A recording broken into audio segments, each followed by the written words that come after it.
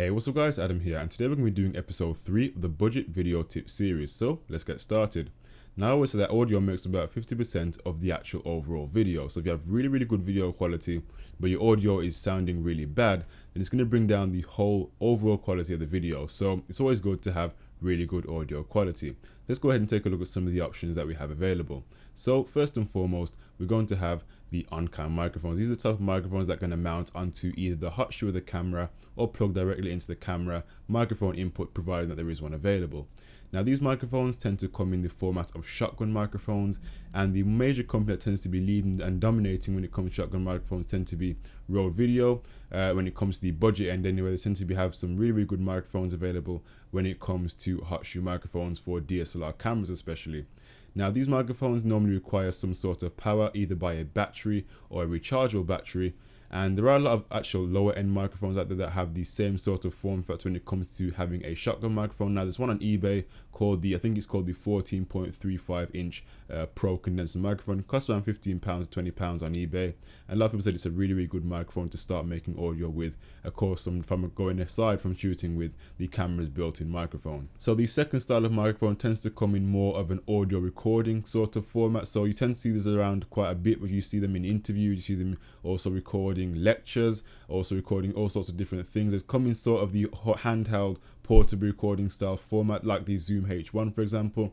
Now speaking of Zoom H1, it tends to be more of the more popular end portable recording device that a lot of YouTubers tend to use, and a lot of low-end filmmakers also start to use as well. The Zoom H1 tends to be a great microphone when it comes to recording audio out in the field. It gives you really crisp audio quality. Now Zoom isn't the only company that goes ahead and makes portable recorders.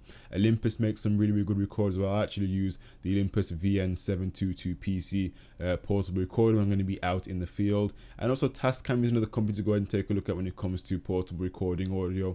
Now the thing with these portable recorders, that they can either be used on their own to go ahead and record audio, so they can be used on their own merits, or you can go ahead and actually plug them into your camera, providing that your camera has a built-in microphone input. Now the disadvantage with going ahead and plugging it into your camera is that you're gonna be able to not have to worry about post-production synchronization, but using the camera's built-in preamps tends to bring down the audio quality a bit from how it would have sounded if you just use the portable recorder. So it's kind of a trade-off between both those two options there, depending on what you're going to be doing and what you're going to be shooting, and the convenience of how you're going to be recording. Okay, so the front of microphones now are going to be more of the off-cam microphones. Pretty much this one's going to open up a huge range of different microphones for you to go ahead and choose from. Now these microphones tend to come in the format of USB microphones, XLR microphones, condenser microphones, dynamic microphones. You tend to see these type of microphones in studios connected to a PC or a mixer, and then recording live into some sort of audio software. Of course, these type of microphones cannot be connected to the camera because they require some sort of power on their own merits, but they produce really good audio quality, probably the best audio quality out of those other options that I go ahead and mention to you beforehand.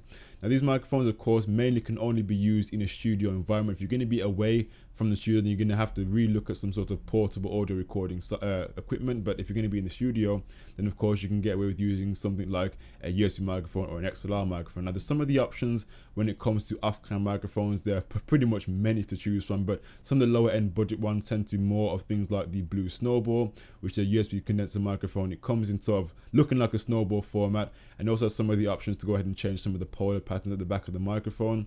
You also have some of the bearing options, such as the B1 and the C1, great studio condenser microphones, and you only need USB and the PC to go ahead and power those type of microphones.